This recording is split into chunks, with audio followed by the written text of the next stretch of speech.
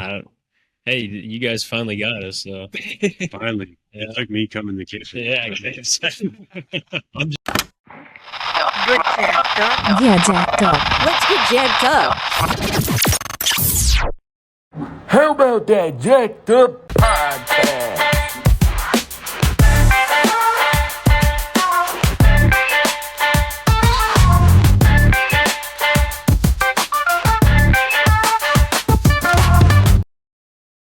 All right. Well, I guess thanks for letting us into your house to record. Hopefully, made things a little bit easier for you.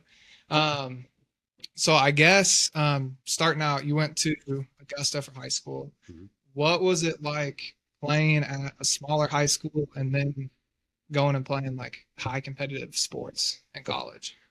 Yeah, it was a little bit different. And back then, though, we were the CTL, the Chisholm Trail League, Uh-huh. before they joined the ABCTL altogether. So honestly, Augusta and Wellington were the smallest schools by far. Yeah.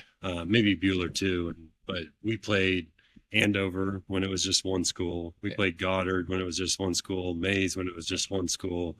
Valley Center. So we were never. I'm trying to think. I don't think we won a league championship ever, but once we went back down to 4A and sub-state and all that stuff, we went to state all the time. So Yeah. we were used to playing upper competition, but obviously nothing like college. Yeah. yeah.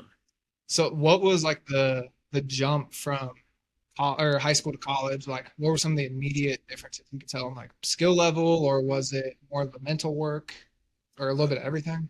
I would say baseball was probably definitely mental work. Yeah. For sure. I would say basketball wise, the skill level and all the details of what those guys do every single day. I wasn't necessarily used to that. Yeah. But it was definitely a huge jump. I mean, right out of the bat, you kind of think you're, whatever, big first team all league, all state, everything in high school, and then all of a sudden you go there and almost everybody is. So it's definitely a little different. Wait, so you played basketball in college as well? Yeah, I played basketball for 2 of the years and baseball all 4. Okay. After my sophomore year in basketball, I actually blew out my ankle, but I was better at baseball, Yeah. and it's kind of got to be a little tough playing 2 sports for sure. So I was curious on how the recruitment and the commitment process works with you playing 2 sports at that school. Well, it's kind of a crazy story. So I didn't have a lot of basketball offers at all coming out of high school. I was a good high school player, and basically all I did in high school was dunk and block shots. And I wasn't really skilled a lot, but Coach Potter, who's a longtime Newman coach, he actually went to the same high school as my dad. Oh, We're from the same small town in southeast Kansas, and he asked my dad one time when he came to recruit me, "How do I get David to play for me?" And he's like, "You better talk to your baseball coach because he's playing baseball."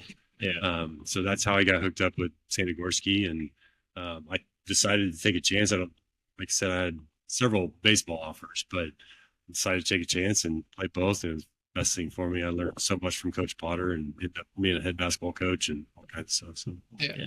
So with that being like pre-social media, like a lot of the recruitment you see now is like Twitter based.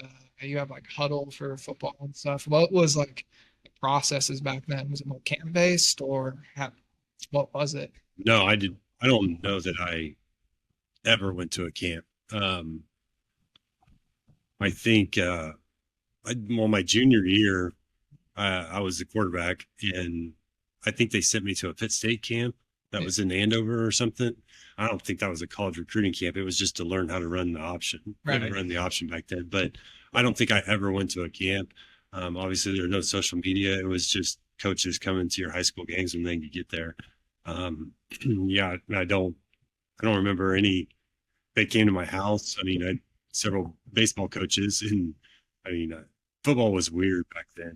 I think they had the most money, but I guess when you get first team all league, and we were very fortunate my senior year to make a little run in the football playoffs, and I got all state in football. But I mean, I had football stuff coming to me because I guess they have the most money. Yeah. There's no way I was playing football in college, but Yeah. it was just kind of like now. I mean, all the the coaches definitely in football came around and talked to the coaches like they do now in the spring. Right.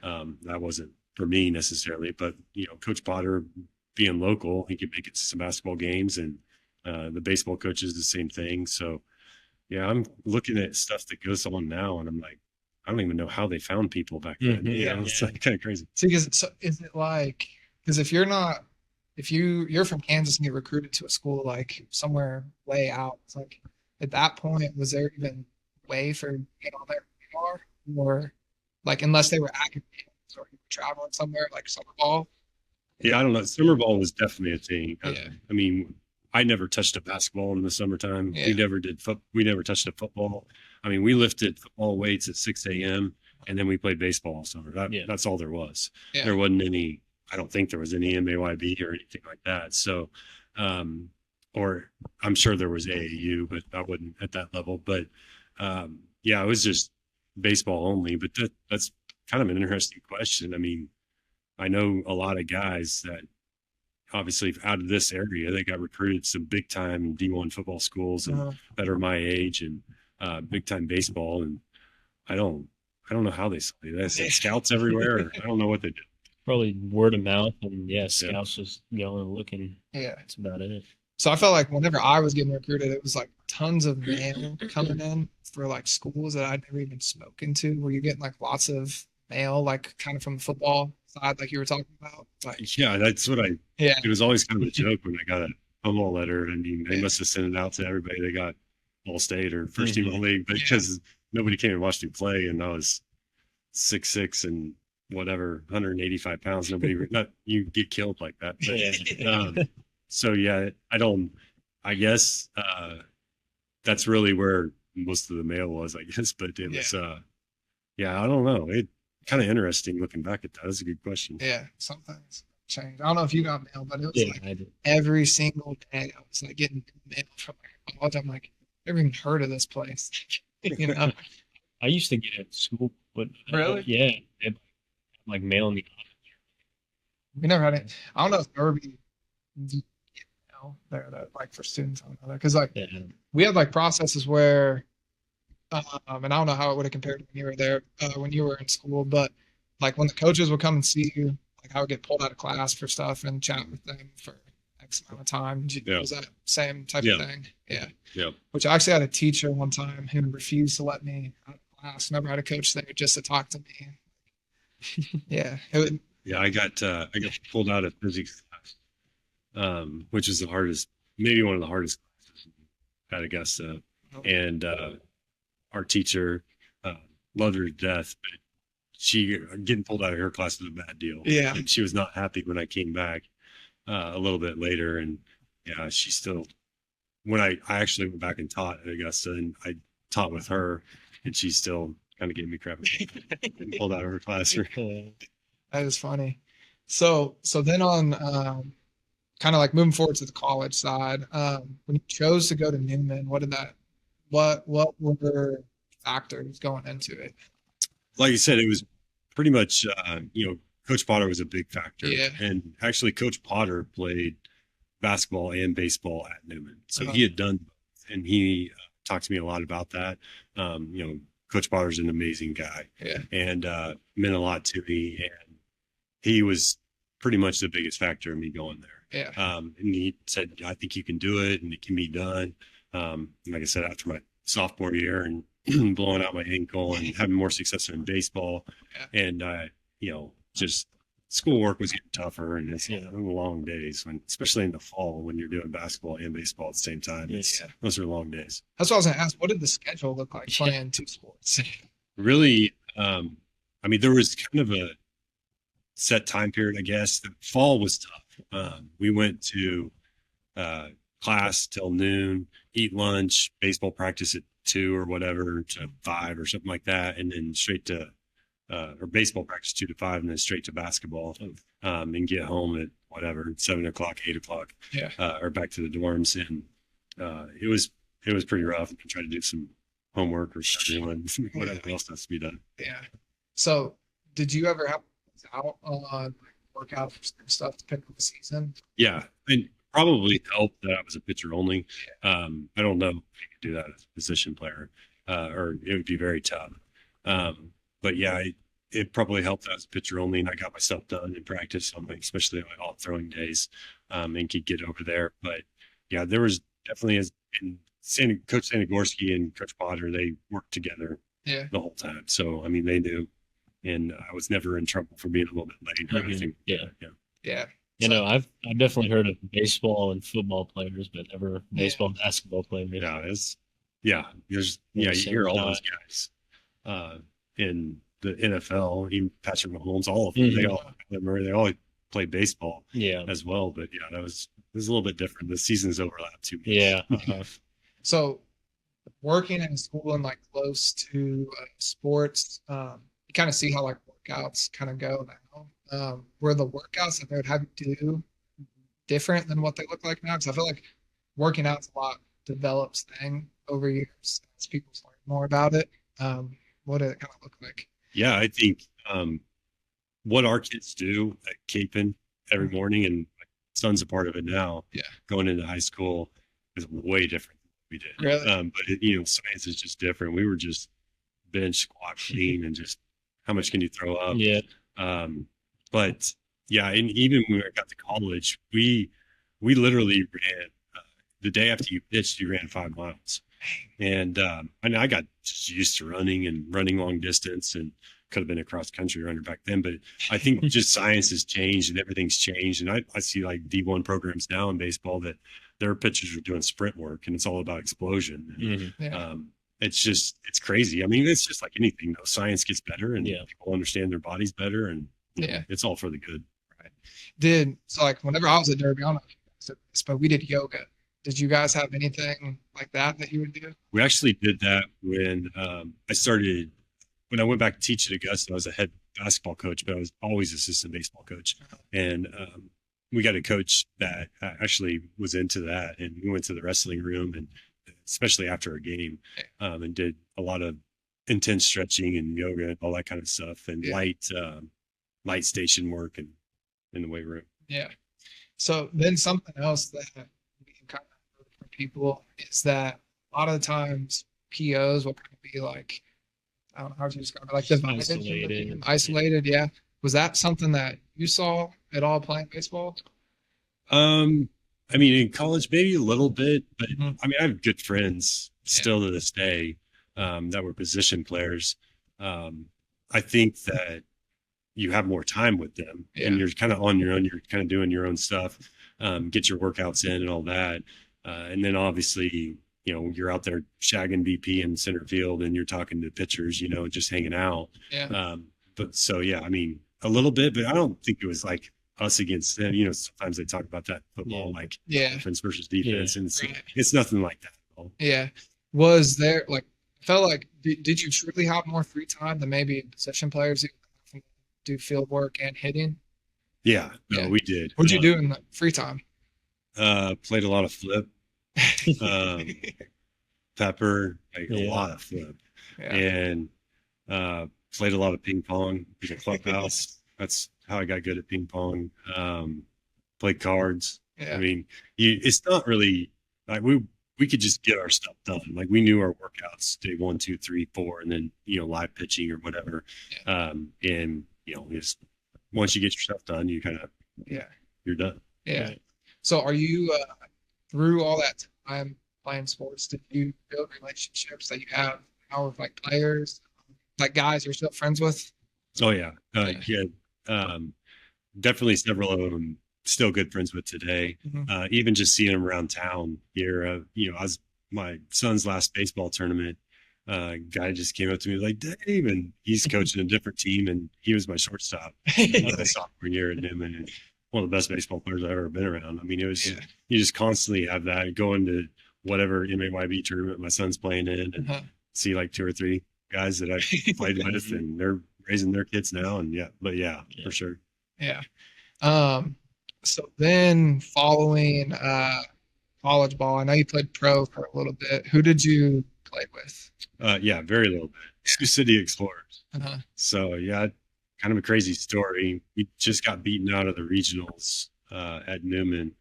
And somebody, this is before, well, it's not before cell phones, before I had a cell phone. I was kind of anti cell phone forever. I didn't get a cell phone until I was like the last one on earth, I think. But so this somebody from the Sioux City Explorers calls my house, and it's like 3 o'clock on an afternoon. Calls. I think I answered it. He said, I can't remember exactly what the deal was, but he said, we need you up here tomorrow morning for a bullpen. And I don't know, that's like 5 or 6 hour drive. So literally I just called my mom and dad and I'm like, what do you, I got to go. And they're like, yes, go. And so I went to, my mom worked at the bank in Augusta, went down there and she actually gave me her cell phone. She had one of the flip phones. So I didn't have one. Gave me some cash. My dad let me take his pickup because odds of my pickup making it that far weren't good. And I just went. I was there. And, I don't know, 9 o'clock at night. They set me up in a hotel and went out. But yeah, that didn't last terribly long. That winter before I actually had a back injury during a weight circuit and too tired and stupid form and that set me out. It got me started a little late my senior year, getting my arm ready for the Newman season, but it was still bothering me. And my mile and hours came down, and it was just, it was fun while it lasted. Got a paycheck. Yeah. So, yeah. So how was like the skill level difference from college to playing with them? It was a lot different. Yeah. We had some guys that were, it was crazy. I mean, Sioux City's an independent baseball league, kind of like the team before the Wind Surge. The Wingnuts. Yeah, the Wingnuts. And yeah, there's some guys that are too old and hanging on for dear life and not making really any money. It was some crazy experiences, but they're so skilled and so, just like true professionals that work on the most mundane things every day. If they're shortstop, they're working on tiny little drills, it's just insane to watch them. And then obviously trying to get a guy out like that is a lot harder for me pitching. It's just, they know everything that's coming. They're almost like they're one step ahead of you because they've been around so long, they've seen everything. So, What was the environment like? Or was it different than college? Yeah, it was a lot different. It was probably not the most positive environment, and that's the only clubhouse I've ever been around. I know there's a lot of good people out there, but it's guys that are trying to hang on, getting a little bit of a paycheck, living in. I think after the hotel, we got moved into like this. I don't know if it's Sioux City JUCO or some college in JUCO. We got moved into their dorms. So it's a bunch of guys, without their wives, hanging out in dorms, and it's just it's not it wasn't the greatest. Well, is it almost kind of like more so competing against, like, did you feel like it was competing against each other right, playing as a team with that professional level? For sure. At that level, they're all trying to make it to a minor league organization, right? And they're, especially the young guys, I mean, they don't, they just maybe barely missed out on getting signed by some organization, so they come there.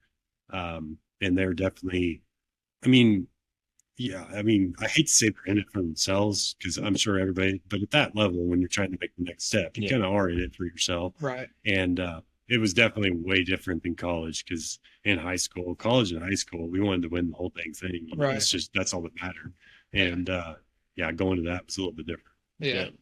So I know, kind of like back on Newman topic, I know Newman is kind of like notoriously, especially over the years, always been a good baseball program. Whenever you were up there, was there a lot of success? Yeah, Coach Sanagorski was always successful. I don't know much about.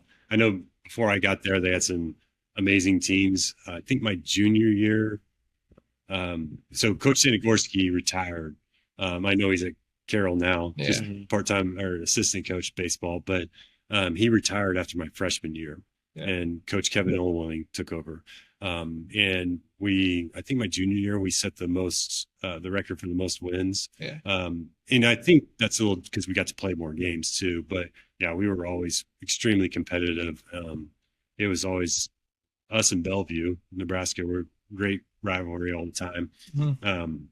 But yeah, I mean, when you walked into Newman baseball, you knew, Yeah. it's time to win. That's what they're there for. So, Yeah.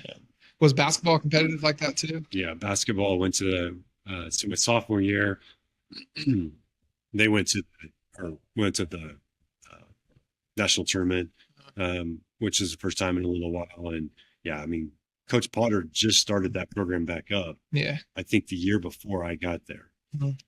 So they went and got him from Wichita South, I believe. So Coach Potter, I think, took over for Coach Eck at Wichita South, and then Newman went and got him, and yeah, he was super successful the whole time. Yeah, we had some dudes. Yeah. And at the time, was Newman, were they NAI or Yes. they're NAI? Yeah. I can't remember because they're D2. Yeah. I think it was well after me, but I think Coach Potter transitioned them into D2. Yeah. But stepped back shortly after. Yeah. I'm pretty sure they're like a private D2, which is Something partially like one of the why it's so expensive. Yeah. But they play D2 football. 'Cause I was in research before, but Do you know like how NAIA tracks up to the other divisions like D2, JUCO, and all that? It depends. I mean, I think you can find. I mean, there's dudes everywhere, and that's what Newman's good job. I mean, whether you get some D1 guys, D1 dropouts, or whatever, we found some guys. I think baseball wise at that time in Newman's league, it was pretty good. Yeah. It was definitely good. I would put Newman and Bellevue, and then we played Oklahoma City University and Dallas Baptist. Dallas Baptist D1 now, but even when they were in the IA back when I played, they were unbelievably good. Yeah. But I think, yeah, I mean, the bad teams are probably worse. There's no doubt about that. Yeah. But I think the good teams could compete, at a different level. Mm-hmm. yeah.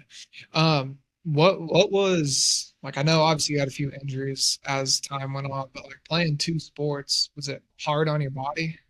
Probably. I think I feel that now. Yeah. For sure. But I think baseball is definitely, as much as I pitched, I've actually had back surgery since as an adult. And just the wear and tear it can cause on you is definitely, but I also think guys are healthier now than we were. I mean, weights were a part of college baseball when I was there, but I just think the science and what you can do to try to keep people healthier is just so much better now. Yeah. Definitely recovery wise. Yes. The ice baths and all that Yep. stuff they have, the air compression therapy and all that new stuff. Something you weren't doing. Yeah, no, I wasn't. He had his hip replaced at how old? 18? That was this year. No, that was this year. Yeah. Yeah. Oh. Yeah. Yeah. So that called me pretty quick. Yep. Yeah. So I feel like you hear a lot of people like that were in sports talk about like when they're older, bodies just hurts more than it might have if you weren't playing. You do see that though for sure. Oh yeah. Yeah. There's no doubt. And probably, I guess, being 6'6" and always leaning down at your desk or whatever you're doing doesn't help stuff. But or my posture probably doesn't help stuff. But I think that playing the sports, I would never trade it for a million years. I mean, if you keep yourself healthy and active later on in life, you'll be fine. But I would never trade it for everything I went through. Yeah. So we haven't got to ask anybody who's been through sports yet and like finished, but for me, and I think for you, but sports kind of like helped develop us to life after sports. I mean, did you really feel that it affected you going into finding a job and raising a family and different things like that? Oh, 100%. Yeah. Just the humility go through. And, I mean, helps you. There's everything about sports helps you be a better person. Yeah. There's nothing else like it, in my opinion. And I think that all the lessons you learn and all the people you meet, like you're going to meet, especially at college. I mean, guys we had our second baseman's from Rhode Island and our left fielder is from California, and everybody in between that you can meet and have to get along with and have to have a common goal to go for. Right. It just helps you beyond belief later on in life. Yeah. And then something else that we were talking about was, do practices from whenever you were playing pro compared to college, are they pretty similar, or are they a lot different? Yeah, when I was in Sioux City, it was, I mean, I guess from a pitching standpoint, and again, I wasn't there very long, but it was kind of just get your stuff done. Yeah. You know what's best for your body type of deal. Obviously, the guys took BP, the hitters, and all that stuff, but it was very much like I played summer NBC baseball for the Wichita Twins. I think they're Derby Twins now. Yeah.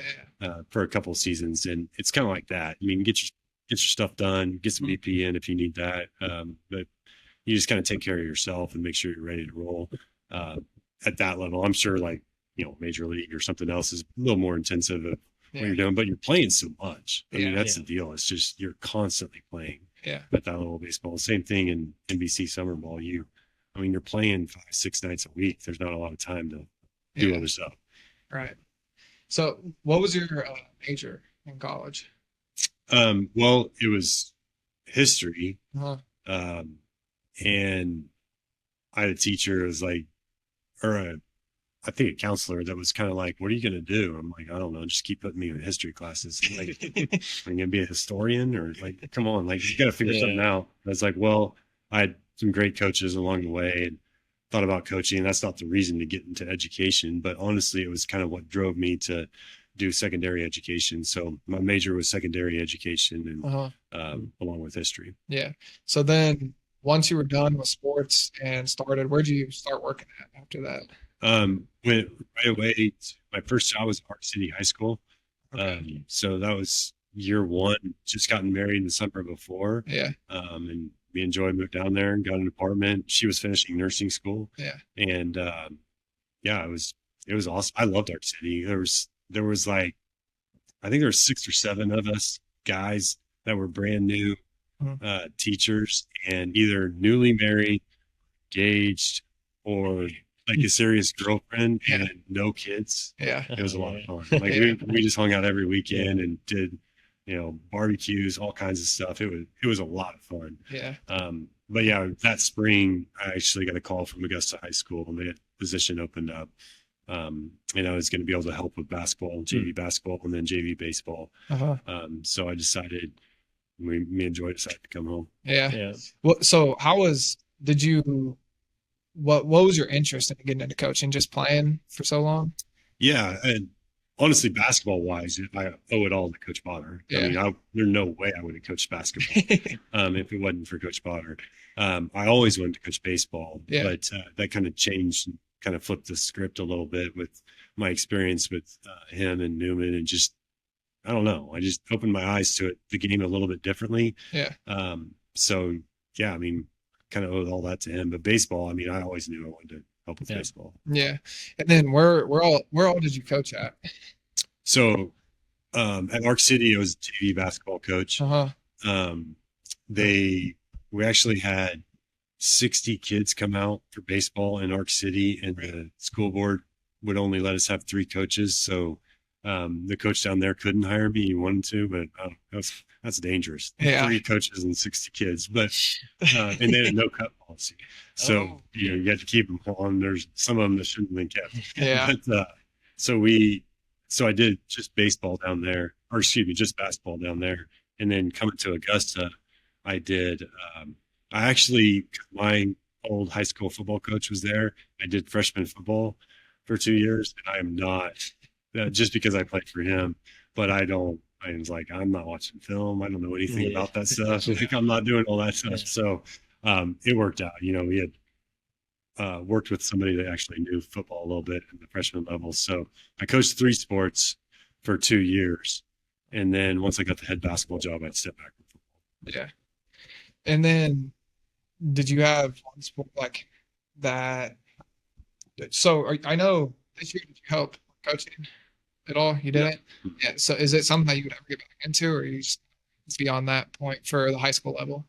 No, I don't think so. Well, I mean, my son played in the Catholic Schools Middle School League, so that's volunteer people coaching, and I did that for his 6th, 7th, and 8th grade year for the St. Thomas team. Yeah. But that's kind of just volunteer stewardship stuff. But I don't think. I mean, in my position, we actually have some administration that does coach, but I don't see that in my future. Yeah. I mean, we had to have our athletic director have to step in and coach softball this year. Kind of different situation with that. And when he took all his coaches to a couple of varsity games, I actually got to run a 2 or 3 JV softball practices. That was kind of fun. It sounds like fun. So speaking of Kapaun, is there a reason why you chose to go to Kapaun? No. So I left Augusta. I was thinking about getting out of coaching, getting into administration. I got my master's, did a few interviews, and then my boss at Augusta and the president at Pittsburgh Colgan in Pittsburgh, Kansas were really good friends. And one thing led to another, and I ended up going to be the principal at Pittsburgh Colgan. And that was great. I mean, if you ask my wife, she might move back there today. But it was an amazing place, and everything about it was amazing. Yeah. She just had finished her master's while we were down there and got recruited up here to a hospital to be in hospital administration. And it was really too good for us to pass up. And so we were looking at coming back. And that year when she got offered that job, Kapaun assistant principal happened to be open, and kind of just all worked out. So, no, I wasn't necessarily looking for anything particular. Staying in the Catholic schools was great, for sure. But yeah, what do you ever see people bounce from like Carroll to Kapaun? Is that a thing? Like transferring? Yeah, like or teachers at all? Teachers, no. We have we definitely have a handful of Carroll grads on our teaching staff for sure. I think Carroll has a few Kapaun grads on their teaching staff for sure. So that's interesting. But we had some. Yeah. So at that point, like, who are you rooting for? Yeah, I don't know. I think it takes a bit, honestly. We had a teacher that was taught religion for us. I mean, die hard Kapaun. And he just left to become a counselor, like finished on his counseling degree. But I think it took him a long time. Blue, like, probably. Yeah. Yeah. I mean, so is that just kind of like a thing for like Catholic schools in the same time? Like, it's just kind of a national rivalry between I don't know. I mean, it's the only Catholic school here, Kapaun and Carroll. So yeah, I don't know about Kansas City. I think there's a few in Kansas City, but I don't know. Sure, someone lost it, but I guess we'll move on. So then, so you're what position are you in right now at Kapaun? Assistant principal. Excuse me, assistant principal. So what is the difference in those schools between a dean and the assistant, or like in principals? Well, at Colgan, and it's a smaller school. They were 2A, 3A ish, whatever, back in the day. And you kind of wanted me to show. I had a part-time assistant principal that also taught math. And was a basketball coach there. So you're kind of in charge of everything. It's a little crazy. And it's 7 through 12. So the building is 7 through 12. So when you look at like supervision, I mean, you're going to middle school games, you're high school games. It's pretty crazy. But here, I think all the stuff that I loved about Colgan, helping new teachers, working with all of that stuff is what I really do here at Kapaun. So it's kind of a perfect fit for me. Yeah. So like on a day-to-day basis, like what does your job look like? Or is it different every day? Oh, it's definitely different every day. You never know what's going to happen. Walk in the door or I had somebody tell me one time, do you know how stupid you are making your living off 16 and 17-year-olds? I'm like, yeah. Because they're not the smartest at that age. But that's why we're there, is for the kids, and you never know what's going to happen. But primarily my job is to look out for the faculty, whether it's just helping them out or making sure everything's good. That's really what my position's about. Yeah. So then I got something else I kind of forgot to touch on when we were talking about sports. one thing we talk about a lot is like the mental side of the game and kind of like mental blocks people might go through or setbacks. Did you have anything like set you back throughout your sports career and then roll over it, find a way through? Whether it was injuries or a slump at one time. Yeah, I definitely went through some slumps. I think um, I know my senior year in baseball when, I mean, or my junior year, I think it was my junior year, and we're kind of loaded in the Chisholm Trail League back then. I mean, you have guys like most of WSU's starting pitching staff back then when WSU was good was from the CCL. Yeah. And then you have like Nate Corneo, best athlete I've ever seen in my life at Wellington. There's not much room for error. In the first game, my junior year at Augusta against Goddard, which Goddard, Ben Christensen, and there are a ton of dudes from that place as well. I gave up, I think, 6 earned runs in the first inning. And I think I made it through 3 before they pulled me. But at that point in a limited high school season, it's like you have 0 chance at first team in the league. Yeah. And I think the rest of that year, it was like, and you just want that stuff, you want those. And the rest of that year, it was tough for me. I just said, put that away and just let's go win. Let's go win as much as we can. But I think, I mean, the mental side of it is I got older, got into college, and just the visualization piece. I'm big into visualization now. I think is big, but staying mentally tough is important. I mean, especially in college, you can throw the best pitch in your world and some dude just jacks it out. I'm like, how did you hit that? Yeah. But you got to get tough and get back in it and don't let one run turn into 5.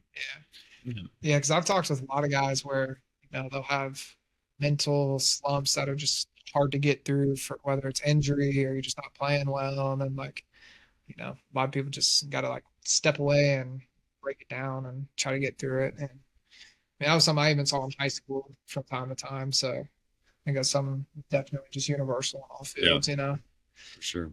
So I had something else fired up. I don't remember what it was. Well, speaking of the injuries, what was the hardest part about coming back from those? My ankle was probably trying to get my arm ready because I kind of at that point knew basketball might not work anymore. But it was pretty tough it was my push off foot. So getting my arm ready because I knew my ankle would be fine by baseball, but I wanted to make sure my arm was great too. Yeah. But I think just injuries in general, I mean, knock on wood, I never had an arm problem in my entire life. Yeah. And I think a lot of that probably comes from my dad. He took care of my arm growing up, and that's why I'm so particular about my son's arm. And pitching is just that was huge. Just keeping your arm healthy, making sure you're warm, making sure everything. So I was fortunate enough with that, but all the nicks and bruises, I had a stress fracture in my foot that just nagged forever my senior year in football.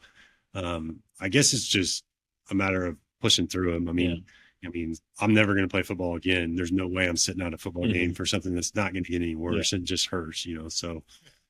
Yeah, no, my biggest issue was always like my doctors would release me and I'd be fine, but it was getting myself to do that stuff kind of scared me again, like jumping and running. Yeah. So it was very mental for me coming back from those injuries. Yeah. And I think in the kind of more recently in sports, like the mental aspect has been talked about a lot more. It's from my perspective, to where maybe at one point in time, or maybe it was just certain people just didn't like to talk about the mental side of it back then. But did you have any super cool, like unique environments that you got to play in throughout the years?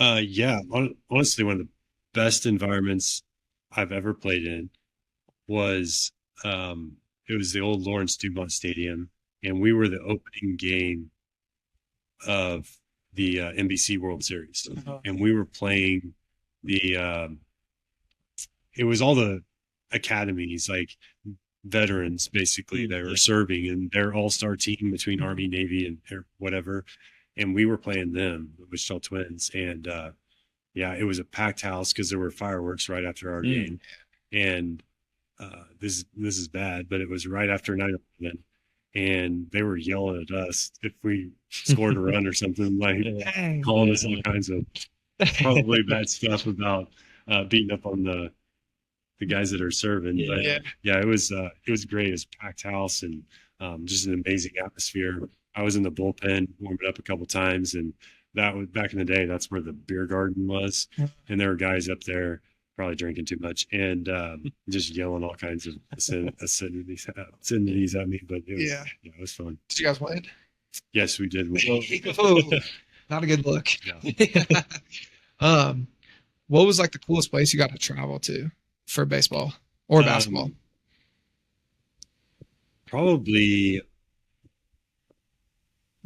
the Northwoods in Texas and in Dallas Baptist. Uh-huh. Those were nice places.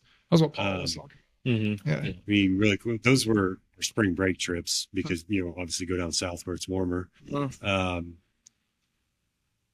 But yeah, I mean, we never really went. We never made it to the World Series in baseball, and that was at Lewis and Clark in Idaho, Yeah. which I heard is a really cool place. And but yeah, probably those. Yeah. How close were you guys to making it? Did you guys ever have any close games to getting there? Yeah, our junior and senior year, we were pretty close. I mean, we got beat out in the regionals for the team that ended up winning the super regionals.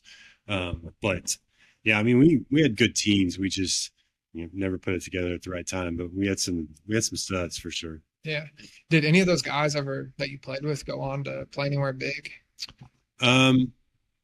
A couple of them did. The shortstop that I actually told you he coaches a team. My son came up to me that he played at Kalamazoo, Michigan, minor league ball for a number of years. He's from Wichita West. Yeah, he's the best shortstop I've ever been around.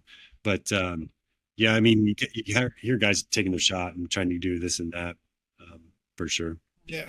So, and then we were talking with honestly a lot of the guys from Carroll that we've had on about how like more on the like Wichita side of baseball things that sometimes it can be a little challenging for some of those teams to play, like even Derby included, where there's not a ton of competition for the Wichita teams and like surrounding schools to where, maybe if they got to play like the Kansas City teams more like Peyton was talking about they did last year, that it could benefit some of those guys, especially going to play at the next level. But do you think that adding competition with maybe Kansas City schools and stuff and high school sports right now would be worth it for the Wichita like baseball teams? Yeah, and now that Keisha went to 26 games, I think. Yeah, 26 games. I mean, that's what we're doing. We played Topeka Seaman and Olathe East or something like that. Played all these guys in an early season tournament. I definitely agree with that. And even when I was coaching, I wanted to play as good of people as we can. Yeah.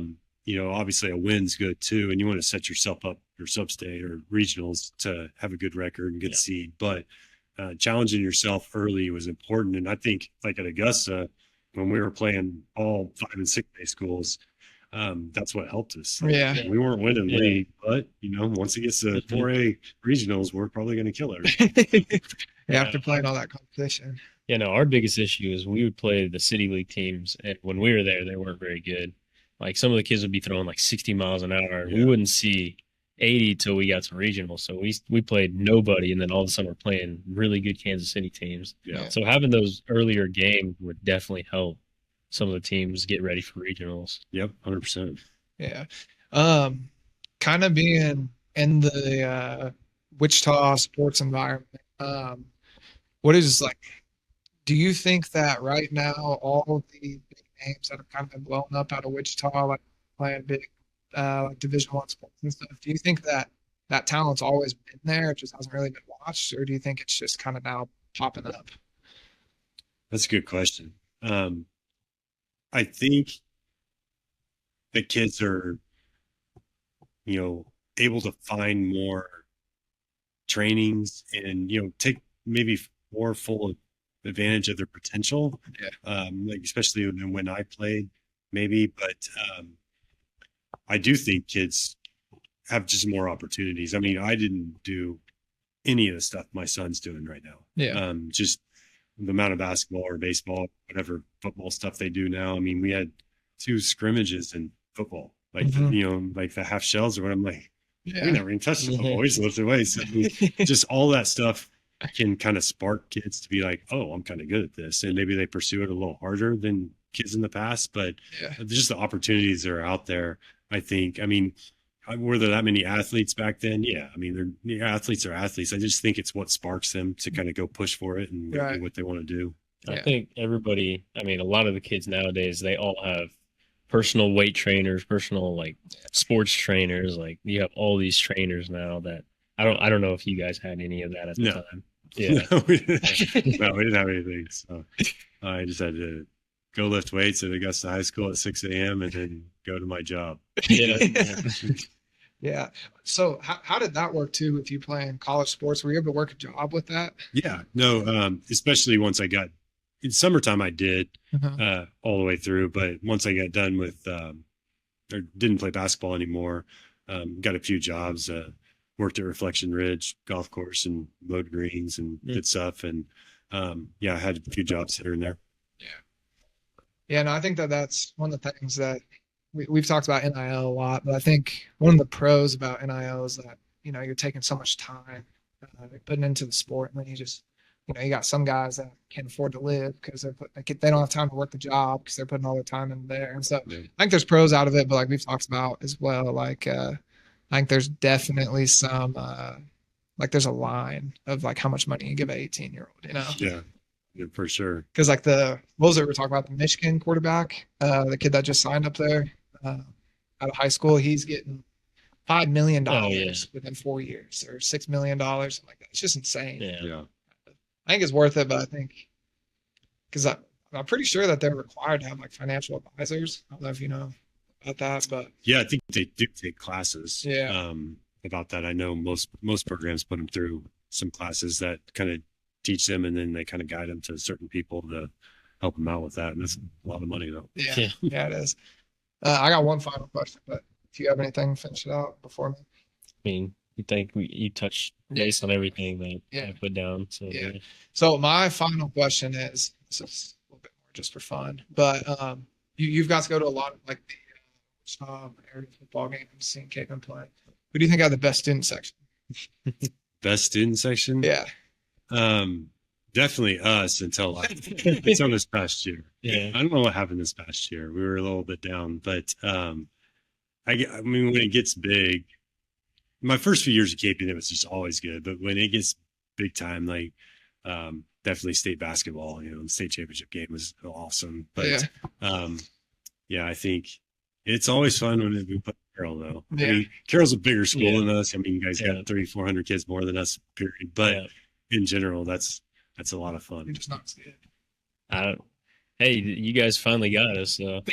Finally, it took me coming to KP. Yeah, I just tell everybody I wasn't there, so it doesn't affect me. You were there when they were good. Yeah, I was there when we were good. You got your ring. All right. Well, I think that's all we got. Well, appreciate you giving us some time. I'm glad something that's been on the back of our minds for a while to try to get you on here. So I appreciate you giving us some time for it and allowing us into your home too. So No problem. all right, well, thank you. Yeah, thank you guys. Cool.